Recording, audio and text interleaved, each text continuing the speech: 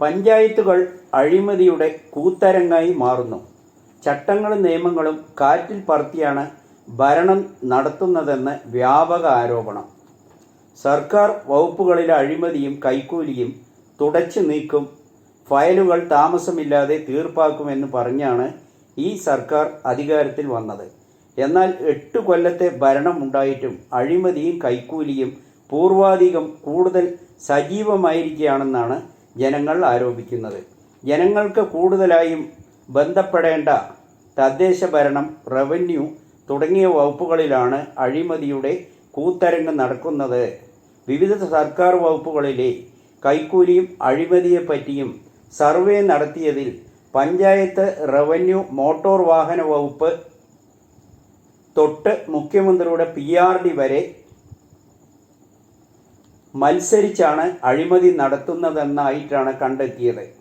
ഓരോ വകുപ്പിലും കൈക്കൂലിയില്ലാത്ത മെല്ലെപ്പോക്കും ഫയലുകൾ ചുവപ്പ് നാടയിൽ കുടുങ്ങിയുള്ള ഭരണമാണ് ഉള്ളതെന്ന് വ്യാപക പരാതികളാണ് ഉയരുന്നത്.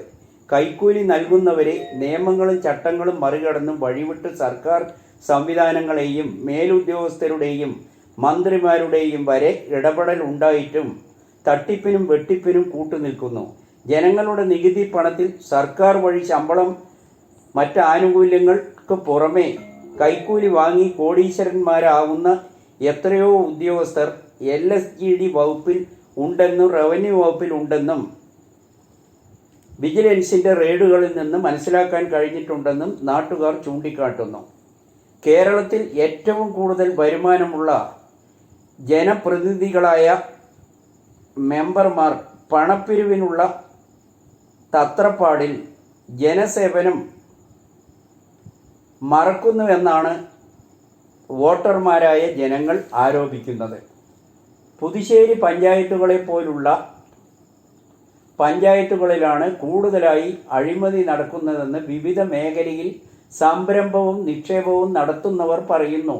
100 കണക്കിന് കമ്പനികളുള്ള വ്യവസായ മേഖല ആയതുകൊണ്ടാണ് ചിലർ അതെല്ലാം ചൂണ്ടിക്കാട്ടുന്നത്. പഞ്ചായത്തിൽ അപേക്ഷ നൽകി അനുവാദം വാങ്ങി അതിൻ്റെ മറവിൽ അനധികൃതമായി ചട്ടങ്ങളും നിയമങ്ങളും ലംഘിച്ച് സ്ഥാപനങ്ങൾ നടത്തുന്നതായി കണ്ടെത്തിയിട്ടും നടപടി ഉണ്ടാവുന്നില്ല എന്ന പരാതിയും വ്യാപകമാണ്. ഇതുപോലെ അനവധി സംരംഭങ്ങൾ നടന്നു വരുന്നതായി മുൻ വാർഡ് മെമ്പർമാർ സമ്മതിക്കുന്നു. പഞ്ചായത്തിനെ പോലെ തന്നെ ഉദ്യോഗസ്ഥരും മറ്റും അതീവ സന്തോഷത്തിലാണെന്നും അവർ ചൂണ്ടിക്കാട്ടുന്നു. അധികാരം ജനങ്ങളിലേക്കെന്ന ആശയത്തെ ലാക്കാക്കിയാണ് മഹാത്മാഗാന്ധിയും രാജീവ് ഗാന്ധിയും പഞ്ചായത്തി രാജിനായി സ്വപ്നം കണ്ടത്. പക്ഷേ അത് സാക്ഷാത്കരിക്കപ്പെട്ടപ്പോൾ ഇപ്പോഴത്തെ സ്ഥിതി പരിശോധിച്ചാൽ ഗുരുതരമായ ജനദ്രോഹ നിലയിലേക്ക് വഴിതെറ്റിപ്പോകുന്നതായും ജനങ്ങൾ ചൂണ്ടിക്കാട്ടുന്നു. അഴിമതിയും കൈക്കൂലിയും പോക്കറ്റുകളിലേക്ക് ഒഴുകുകയാണെന്നും പൊതുപ്രവർത്തകരും ജനങ്ങളും ചൂണ്ടിക്കാട്ടുന്നു. പെട്ടിക്കട തുടങ്ങാൻ പോലും ലക്ഷങ്ങൾ കൈക്കൂലി വാങ്ങുന്ന സ്ഥിതിയാണ് ഇവിടെ ഉള്ളതെന്ന് വ്യാപകമായ ജനങ്ങൾ പരാതിപ്പെടുന്നു. PV അൻവർ തുടങ്ങിവെച്ച വിവാദങ്ങൾ ആളിക്കത്താൻ തുടങ്ങി. പ്രതിരോധിക്കാൻ CPM നേതാക്കൾ വിയർക്കുന്നു. PV അൻവർ MLA കെട്ടഴിച്ചുവിട്ട വിവാദങ്ങൾ നിസ്സാരമെന്ന് കണക്കുകൂട്ടിയ CPMനെ കനത്ത പ്രഹരമാണ് ഏറ്റിരിക്കുന്നത്. അവരുടെ കണക്കുകൂട്ടുകൾ ആകെ തെറ്റി. പൊതുവെ ആഭ്യന്തര വകുപ്പിനെയും പോലീസിനെയും പറ്റി ജനങ്ങൾക്ക് നല്ല അഭിപ്രായമല്ല കേരളത്തിൽ ഉള്ളത്. ഇടതുപക്ഷ ഭരണ വിരുദ്ധ വികാരവും പ്രത്യേകിച്ച് മുഖ്യമന്ത്രിയുടെ ഈ ഭരണത്തെപ്പറ്റിയും ശൈലിയെപ്പറ്റിയും വ്യാപകമായ ആരോപണമാണ് നടക്കുന്നത്. സംസ്ഥാനം മുഴുവൻ ഉള്ളത് അതുതന്നെയാണ്. PV അൻവറിൻ്റെ വിവാദ പരാമർശങ്ങളും മുന്നോട്ട് വയ്ക്കുന്ന കാര്യങ്ങൾക്കും ജനപിന്തുണ ഏറി വരികയാണ്.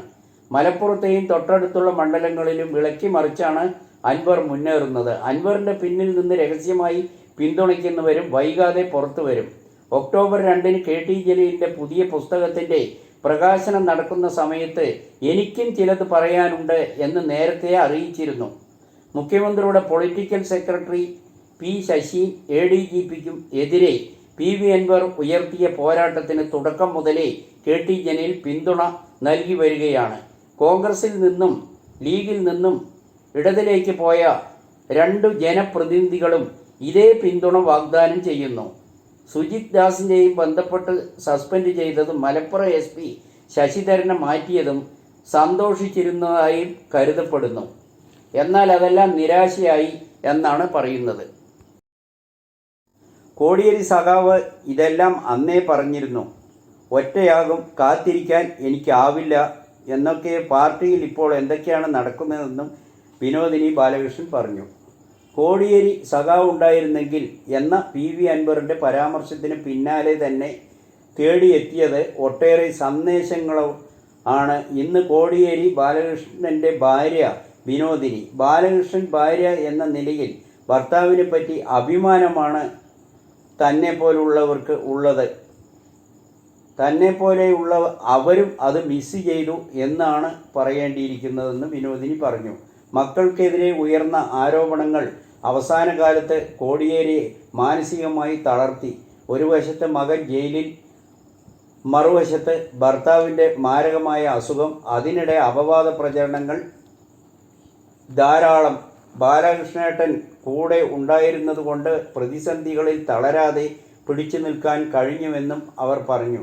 കോടിയേരിയുടെ വിലാപയാത്രയെക്കുറിച്ച് ബന്ധപ്പെട്ട ചോദ്യങ്ങൾക്ക് 50 കൊല്ലത്തോളം തിരുവനന്തപുരത്ത് നിന്ന ആളല്ലേ, ഇതൊന്നും ഞങ്ങളുടെ കയ്യിലല്ലല്ലോ എന്നായിരുന്നു മറുപടി. കോടിയേരിയുടെ ശിഷ്യനായ AN ഷംസീർ സ്പീക്കർ സ്ഥാനത്ത് ഒതുക്കപ്പെട്ടോ എന്ന ചോദ്യത്തിന് ഒക്ടോബർ 1 കോടിയേരിയുടെ 2ാം ചരമവാർഷികമാണെന്നും ഓർമ്മപ്പെടുത്തി. കോടിയേരിയുടെ വേർപാടും അതിനോടനുബന്ധിച്ച് നടന്ന സംഭവങ്ങളെല്ലാം എല്ലാവരും ഓർക്കുന്നു. ഇപ്പോഴാണ് പാർട്ടി അണികൾ കോടിയേരിയുടെ വേർപാട് ഉണ്ടാക്കിയ നഷ്ടം വളരെ വലുതാണെന്ന് ഓർക്കുന്നത്.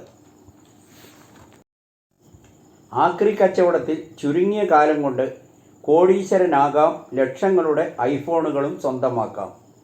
ആപ്പിൾ കമ്പനിയുടെ പുതിയ മോഡൽ വിപണിയിൽ എത്തിയാൽ അത് വലിയ വാർത്തയാകുന്ന, അധികം വൈകാതെ ഫോൺ സ്വന്തമാക്കുന്നവർക്ക് സമൂഹത്തിൽ ഒരു ഹീറോ പരിവേഷം ലഭിക്കും. ആപ്പിളിൻ്റെ ഏറ്റവും പുതിയ മോഡലായ iPhone 16 പുറത്തിറങ്ങിയിട്ട് ദിവസങ്ങൾ മാത്രമാണ്. ഫോണിൻ്റെ പ്രത്യേകതകളെക്കുറിച്ച് വിശേഷങ്ങൾ ഇനിയും പങ്കുവച്ചിട്ടില്ല.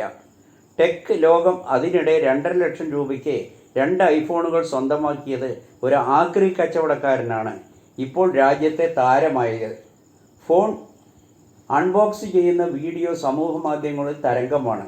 പരീക്ഷയിൽ ഉന്നത വിജയം നേടിയ മകന് സമ്മാനിക്കുന്നതിനൊപ്പം തനിക്കും ഒരു വേണ്ടി ആക്രി കച്ചവടക്കാരൻ ലക്ഷങ്ങളാണ് ചെലവാക്കിയത്. ഏറ്റവും പുതിയ മോഡലായ ഐഫോണാണ് മകന് സമ്മാനിച്ചത്. ലക്ഷങ്ങളുടെ ഫോണുകൾ വാങ്ങിയ വിവരം പങ്കുവച്ച വീഡിയോയിൽ ആക്രി കച്ചവടത്തിൽ കോടീശ്വരനായ രഹസ്യങ്ങളും മകൻ്റെ പരീക്ഷയിലെ വിജയത്തെക്കുറിച്ചും അഭിമാനത്തോടെ ഇപ്പോൾ സംസാരിക്കുന്നത്. ജീവിതത്തിൽ കഷ്ടപ്പെട്ട് അധ്വാനിച്ച എല്ലാം സ്വന്തമാക്കിയതിൻ്റെ കഥയും പറയുന്നു. ആക്രി കച്ചവടക്കാരൻ ചുരുങ്ങിയ കാലം കൊണ്ട് കോടീശ്വരനാകാമെന്നത് പല ആക്രി കച്ചവടക്കാരും രാജ്യത്ത് തെളിയിച്ചതാണ്. ഐഫോൺ വാങ്ങിയ വീഡിയോ കണ്ട് പലരും കോടികൾ ഉണ്ടാക്കാവുന്ന ആക്രി കച്ചവടത്തിലേക്ക് നീങ്ങുന്നതായും വാർത്തകൾ വരുന്നു.